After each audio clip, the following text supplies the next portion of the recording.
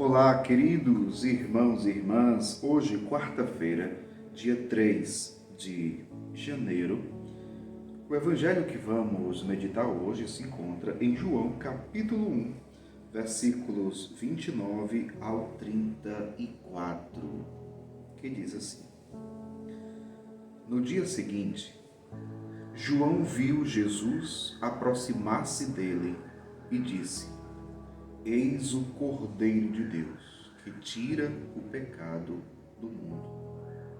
Dele é que eu disse: depois de mim, vem um homem que passou à minha frente, porque existia antes de mim.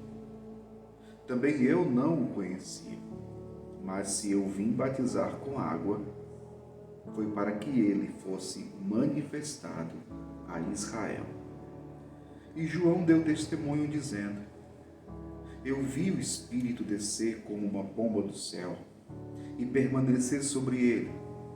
Também eu não o conhecia, mas aquele que me enviou a batizar com a água me disse: Aquele sobre quem vires o Espírito descer e permanecer, este é quem batiza com o Espírito Santo.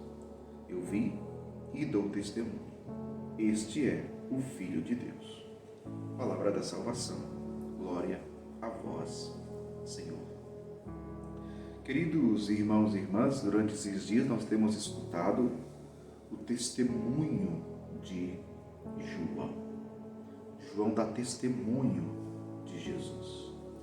E olha que o evangelho começa com uma grande afirmação de João.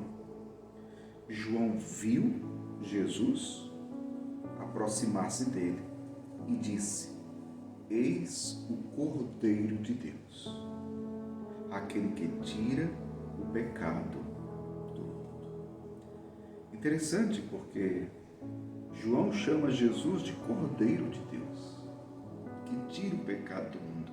Mas por que o chama de Cordeiro de Deus? Poderia ser um outro bicho, um outro animal. Por que Cordeiro?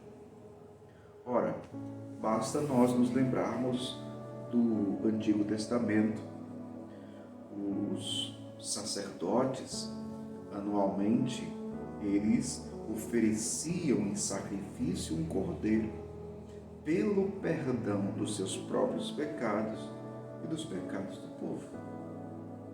Se você pega o livro do Levítico, por exemplo, ali tem vai narrar vários tipos de sacrifício. Sacrifício de louvor, sacrifício de ação de graça, sacrifício pelo perdão dos pecados.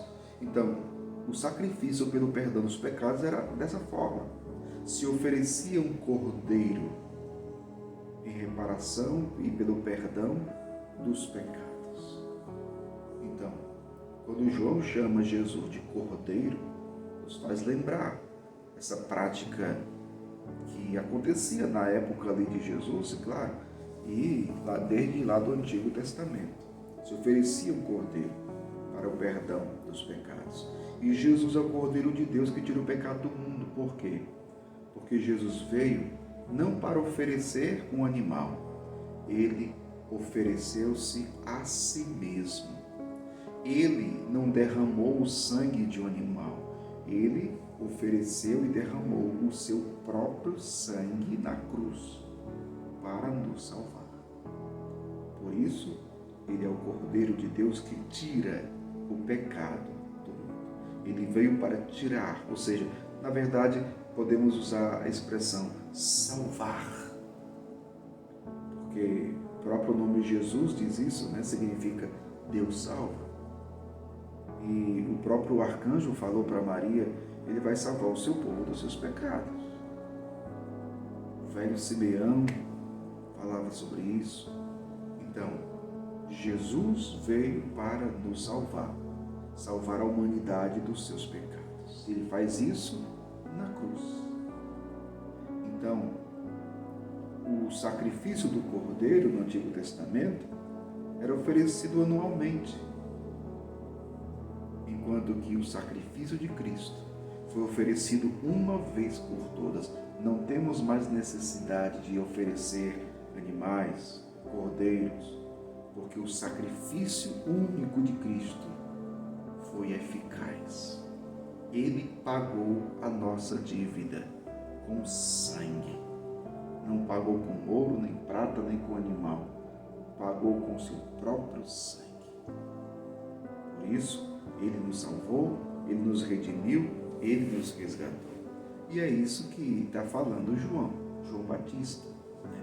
Eis o Cordeiro de Deus que tira o pecado do mundo. E claro, João Batista, ele fala outras coisas interessantes e importantes também. Ele vai continuar dizendo: dele é que eu disse, depois de mim veio um homem que passou à minha frente, porque existia antes de mim. Existia antes de mim. Isso aqui é interessante, por quê? Porque João Batista é mais velho do que Jesus. João Batista nasceu primeiro do que Jesus. E como é que ele diz? Ele existia antes de mim. Porque ele existia, porque Jesus é a segunda pessoa da Santíssima Trindade. Ele estava junto do Pai, com o Pai e o Espírito Santo. A Trindade que está ali, em comunhão. Jesus é a segunda pessoa da Santíssima Trindade. Jesus existe antes de tudo, antes de todos os tempos, antes do mundo ser criado. Claro, antes não na condição humana, porque somente quando Maria diz sim ao plano de Deus é que Jesus, por obra do Espírito Santo, vai ser gerado no ventre de Maria e vai assumir a nossa humanidade.